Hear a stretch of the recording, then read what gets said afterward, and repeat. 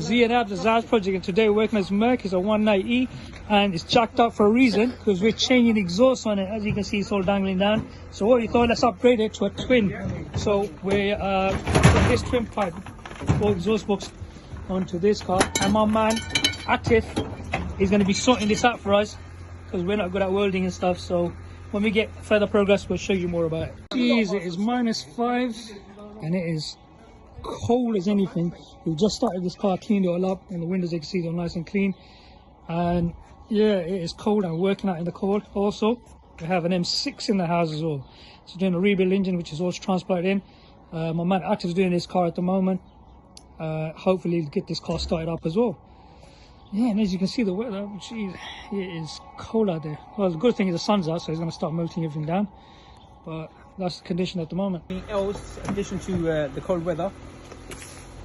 I'll pull the seatbelt out. Look at that. It's -5 right now, and even the seatbelt is frozen. Yeah, look at that. It's nasty.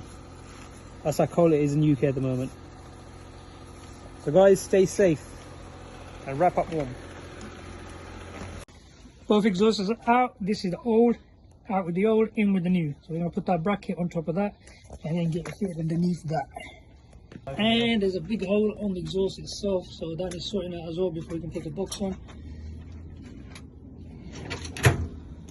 Alright, so we've taken the bracket off. We've cut the silencer pipe, because when we showed you the pipe that's broken, so we're just trying to match up with that one, so we can put a new pipe on there with no hole, no patching, and then we'll get that ready. Right, we got the markings done, so we've sanded that down so we can get some everything there. We've sanded this area. We're going to put the bracket on. All the markings are how far the bracket should sit, so the tips can clear off from underneath there, and then we'll show you as we carry on with the progress.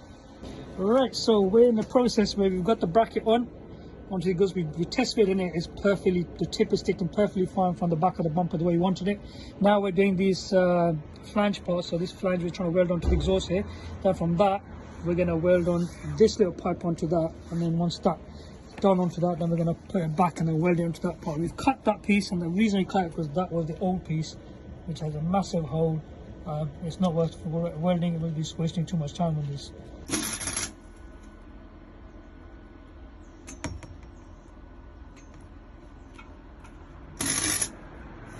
Right guys, so we were trying to sort this box out, and instead we got another flipping headache. The center part of the exhaust just came falling out. So what happened was, the flange from that side, which connects this to the back part of the exhaust, which is this here, it's just kind of shredded. Look, rusted out. We didn't think we had that problem. It was perfectly fine. We thought it was a back exhaust. We're trying to get that. As soon as we're trying to put this on, bloody this thing comes off. Another bloody headache. Another and we're on. Look at that. That looks gorgeous. My man Active still thinks it's a bit low, but I reckon it's a perfect fit. That. What do you reckon, Z? Yeah, very good, very good. I like it. And we got the center exhaust done, and then we got all this done. So it's all done. Perfect. So back box is on. Perfect gap coming down this way. And if you look at that, we've got a perfectly that little flange. Just that flange there, we've got that done to it. So now what is, because obviously the back box pipe is more thick, open, more bigger than the one coming from the back. So we put a little flange in it, welded it from both sides, and that is a perfect fit. Yeah, the exhaust is all done. Let's give it a start. Go on, Z.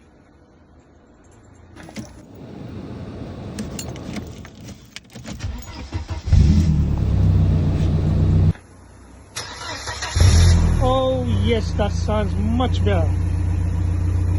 My man.